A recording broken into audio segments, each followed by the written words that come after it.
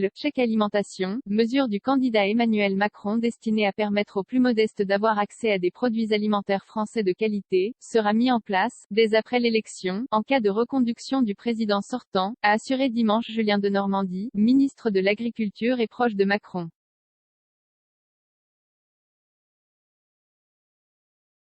Ce chèque dont le principe est arbitré, mais dont le paramétrage et les détails techniques sont encore en discussion, sera mis en œuvre, dès après l'élection, courant de l'année 2022, a affirmé Julien Denormandie, invité de l'émission Dimanche en politique sur France 3, à une semaine du second tour de l'élection présidentielle.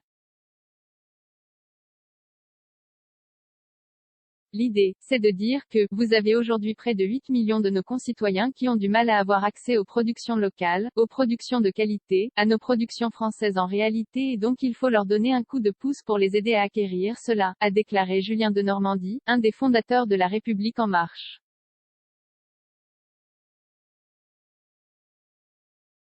Un chèque annoncé fin 2020, telle est la bonne réponse. La bonne réponse ne sera jamais de dire c'est les agriculteurs qui vont payer le pouvoir d'achat des Français, a-t-il indiqué, interrogé sur une possible remise en cause de la loi Egalim, qui vise à protéger le revenu des agriculteurs. La création de ce chèque alimentaire durable, qui tarde à se mettre en place, avait été annoncée mi-décembre 2020 par Emmanuel Macron devant la Convention citoyenne pour le climat.